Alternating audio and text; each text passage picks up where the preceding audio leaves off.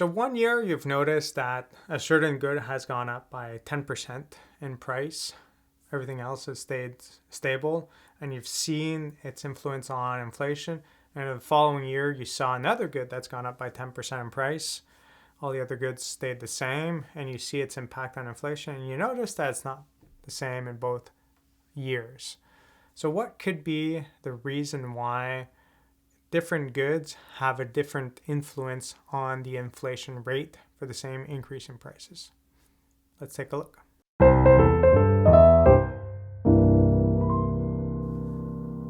So when thinking about inflation, you have to understand how inflation is calculated.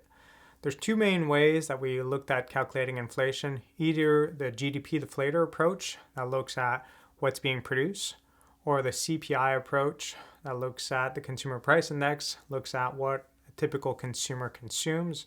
So it's looking at consumption. In both of those situations, you have to understand that you have this total pool, whether it's total production or typical consumption, and each situations have different goods in that pool, and some goods have a bigger influence on inflation for the same growth in price than other goods. And the reason for that is if you consume them more or if you produce them more.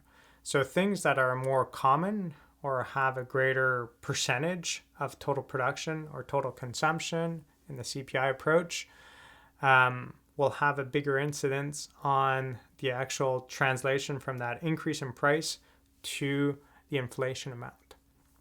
So just to give you guys an example, if we think about consumption side of things, well, if you think about eggs, which is quite commonly consumed, well, that will definitely be in the basket of goods.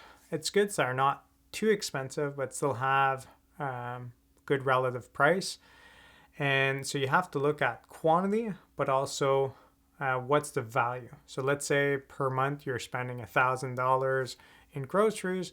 Well, are you spending only $2 on these goods? Or are you spending $100? Well, the goods that you spend more value, that's determined by this basket of goods, will have a bigger impact on inflation afterwards.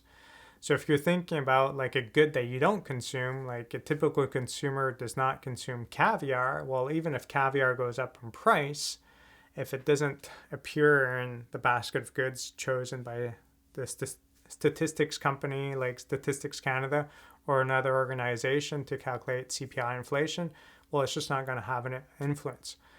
And then if you look at a good that you spend, let's say $20 per month on like eggs versus a good that you spend maybe $3 on like mango juice, well, the thing that you buy more of or bigger value that you spend per month for that same increase in price, 10% or 10%, one of them is going to have a bigger impact on the actual inflation value calculated. Similarly, if we think about the production side, if we're producing $50 billion worth of wood and we're producing $1 billion worth of canola oil, well, obviously, if wood goes up by 10%, it's going to have a bigger impact on GDP deflator inflation than if canola oil goes up by 10%. So hopefully that makes you understand the differences between different goods. If you found this video interesting, please consider subscribing or joining my class where I guide you to apply and expand on the information found in these videos to real-life examples. Have a good day.